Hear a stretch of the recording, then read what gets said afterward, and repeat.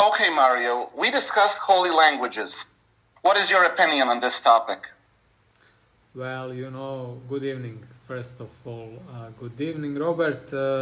Holy languages, that's so highly, how to say, misunderstood meaning, or how to say, phrase, or it has different meaning probably for every other person than maybe you or me. I was when I was preparing for today and this topic, actually I studied a little bit about origin of Buddhist languages, or languages which they consider holy languages, but for me term holy is not it doesn't have the meaning in context of languages, in my opinion, of course, except it's used in some religion or religious context. Therefore, just to note, today there are two major Buddhist traditions. One is Theravada. I'm not sure how to pronounce it.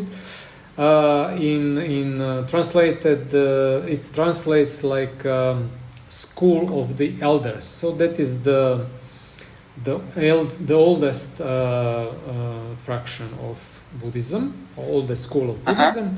The second one is called Mahayana, which translates to great vehicle. They have a little bit different approach to Buddhism. One is more about studying the path to enlightenment, and that is Theravada, the way of get rid of rebirth and reincarnation, and Mahayana is more focused on how to help humanity to get rid of this how to say pain in life, or whatever we consider this life as a suffering in life, right?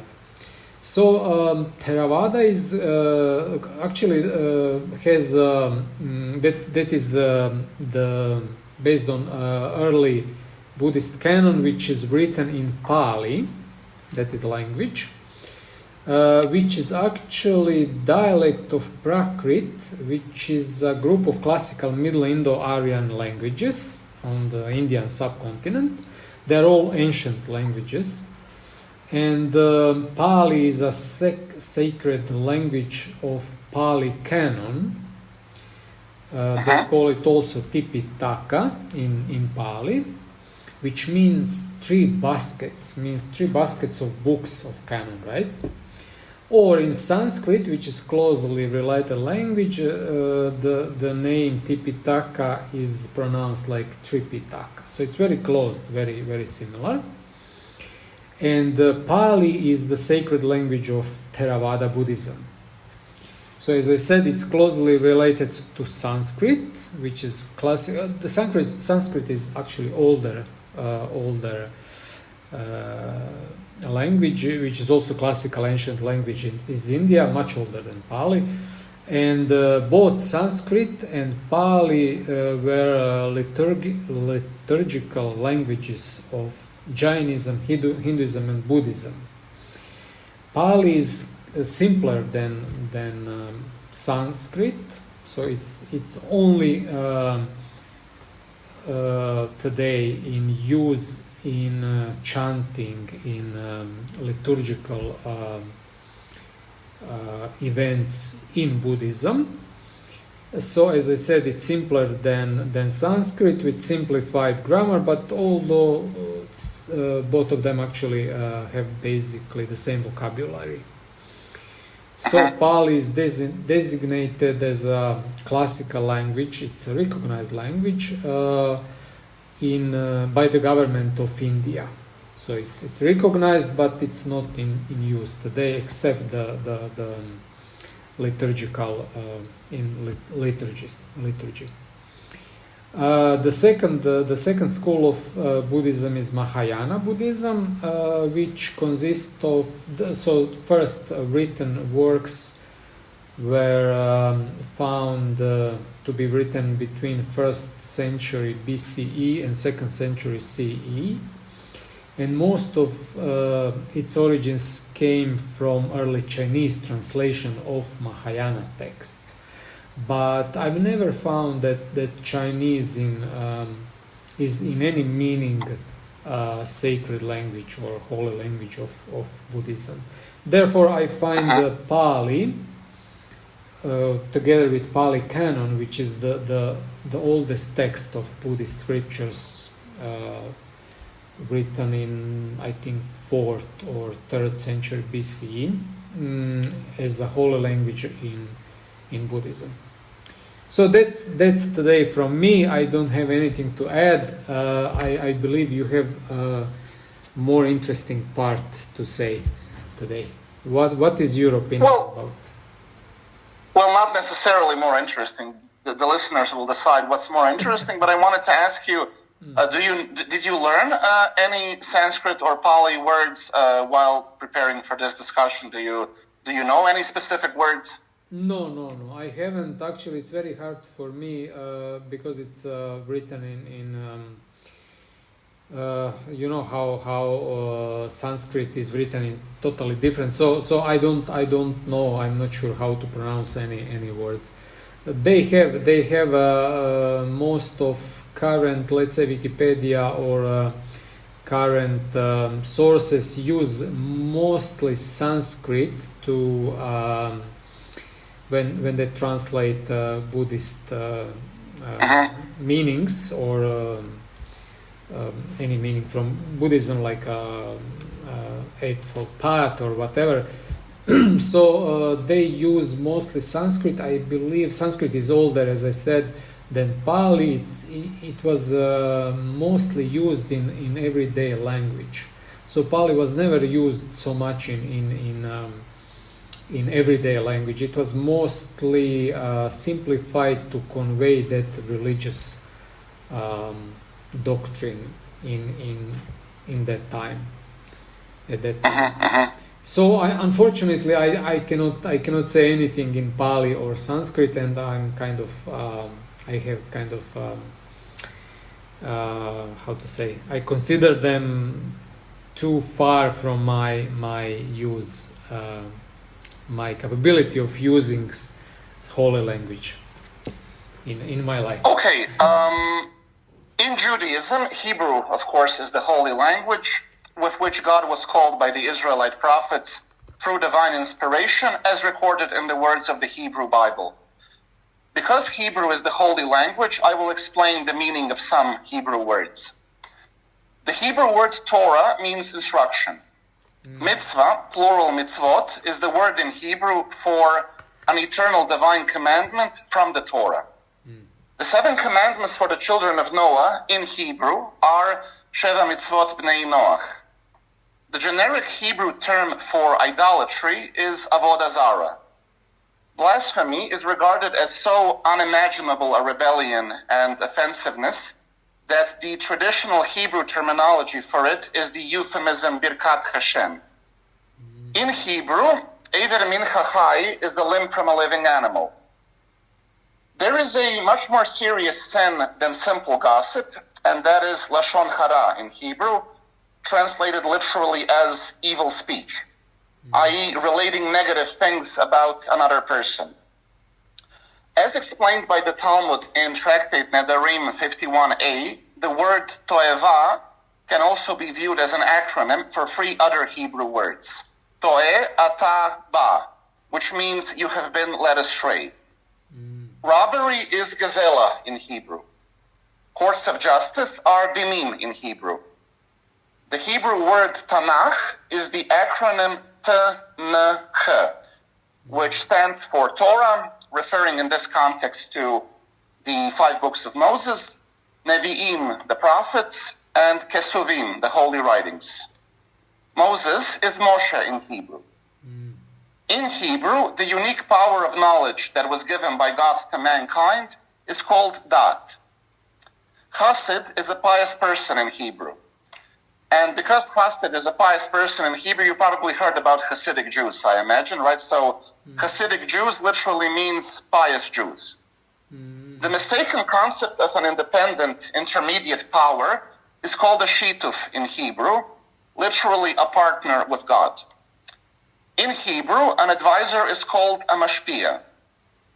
A spirit of godly inspired perception is Ruach HaKodesh in Hebrew. One spiritual punishment to the soul is called karet in Hebrew. Jews are commanded to observe ritual restrictions on their activities during the seventh day of the week, called Shabbat in Hebrew. Shabbat. Unnecessary pain or suffering is tsa'ar balei hayim in Hebrew. Charity is tzedakah in Hebrew, which also means righteousness. In Hebrew, tshuva means return to God. Phylacteries in Hebrew are tefillin. Reincarnation, which you and I discussed in our previous discussions, in Hebrew is called Gilgul. There are several words in Hebrew which mean man, and the word gever means a person with inner strength. The true Messiah is Mashiach in Hebrew. God has many names in many languages, but the meanings of Havaya in Hebrew are that A, God constantly creates everything that exists, and B, he transcends time so that past, present, and future are all unified with him. Adonai means Lord in Hebrew. Elohim is a holy name for God, but in other contexts, the Hebrew scriptures also use this word to refer to created beings that exercise power over others. The Hebrew phrase Baruch Hashem means blessed is God. The Hebrew acronym Pardes means literally orchard or garden. The Hebrew word ger is used in the 5 books of Moses with 3 distinctly different meanings, and in every case the correct meaning has to be understood from the context and within the basis of Torah law. A person whose merits exceed his unrepented sins in God's calculation is termed righteous, or tzaddik in Hebrew. A person whose unrepented sins exceed his merits in God's calculation is termed sinful, rasha in Hebrew. If his merits and unrepented sins are judged to be equally balanced in God's calculation, he is termed intermediate or beinoni in Hebrew. And perhaps the most interesting linguistic aspect of Hebrew is that the Hebrew text consists of consonants only. There are no written vowels. Ethics of the Fathers 5.1 teaches the universe was created by means of 10 divine utterances. These are God's statements in Genesis chapter 1 that constantly call everything in the spiritual and physical realms into existence. The 10 verses are listed in Genesis Rabbah 17:1. The creative life forces that flow from these everlasting statements are the Hebrew letters of the divine speech and the infinite number of combinations that God forms from them. Genesis 2:23 states, "And man said, this time it is bone of my bones and flesh of my flesh. This one shall be called Isha, woman, because this one was taken from Ish, man." According to Rashi, from here is derived that the world was created with the holy tongue. Genesis 11:1 says, "Now the entire earth was of one language and uniform words." Rashi identifies one language as the holy tongue. The second holy language in Judaism is Aramaic. Targum Onkelos is the authoritative Aramaic translation of the Pentateuch by the proselyte Onkelos from Rome. This interpretive translation earned the approbation of his teachers, the sages Rabbi Eliezer and Rabbi Yehoshua. Targum Yonatan is an Aramaic paraphrase of the Pentateuch, attributed to Rabbi Yonatan ben Uziel, a disciple of Hillel. When the Jews returned to Israel from the Babylonian exile and rebuilt the Second Temple, they spoke mostly Aramaic. The Talmud was written in Aramaic, the language of the masses, so that it would be accessible to all. So I know some Hebrew. I don't know a lot of Aramaic, but I managed to find one Aramaic phrase. And the Aramaic phrase, B'sayata Dishamaya, means with the help of heaven. So although Hebrew and Aramaic are holy languages in Judaism, the actual commandments of the Torah are weightier. A Gentile is permitted to learn from books in a language he understands. Likewise, each individual can pray in his own words in a language that he understands. Outside a Jewish context, I believe that Old Slavic is a holy language. It is the first written Slavic language, and it is the language of biblical translations from the 10th and the 11th century. The Yekavian, Ekavian, and Ekavian pronunciations of Old Slavic sounds divide today's Slavic languages. An example of Old Slavic words is kumir, which means idol or false god, and viera, which means religion. So that was my presentation, which I was able to prepare and find for our today's discussion. That's actually fantastic. I would add maybe just a few words which we all know. Actually, maybe in everyday language we use some Sanskrit words from maybe we even don't know that's from Sanskrit. Have you heard about sutra or karma or nirvana? I believe. Yes, I have. Yes, so those are Sanskrit words. Sutra, karma, nirvana, and dharma. In Pali, they are pronounced a little bit different because Pali lacks the letter R. So sutra is sutta, karma is kama, nirvana is nirvana, and dharma is dhamma.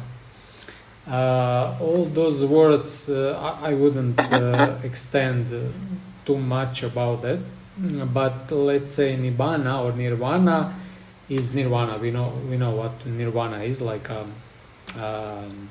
elevated state of consciousness. Do you know chakra? Chakra. I heard about it. Yes, I heard about it. Okay, chakra is so-called seven. We have 7 chakras, means the points on our along our spine, which are energy points. That also comes from Sanskrit. Chakra means circle, or wheel. In Pali, they say chaka. And sutras or suttas are scriptures or texts. So that's I think it's those words are maybe the most recognized words in the West, and we use it. Somebody uses is probably my karma is bad or as whatever. I'm in nirvana after I smoke. Probably people who smoke marijuana, they say we feel nirvana now. So that's for me. So those words are actually originally Sanskrit words, and I've never heard before their Pali version without R because they are not accepted. They are not widely used. As I said, Pali is mostly used in liturgy, in Buddhist text. So yeah, today I think we had few nice holy words, right? Yes, we had holy words, and as I mentioned in my presentation, there is a difference of opinion regarding the pronunciation of Old Slavic sounds. And even when you read professional grammars and etymological dictionaries, they will tell you that nobody is really certain how to pronounce Old Slavic sounds. But because of that ambiguity, I pronounce it with a Yekavian pronunciation because that is the pronunciation I'm most comfortable with. So who knows? It might have even been Yekavian originally. Yeah, who knows? Probably very hard to explore that. If all literature cannot produce the correct version, we are free to use what suits the best, I believe. Okay, Mario. Thank you very much for today. Thank you too. Please accept the best greetings from Pali Canon from this side of the world. Thank you. And I look forward to our next time. Me too. We are Godless Judaism. We discuss atheism, religion, and everything else.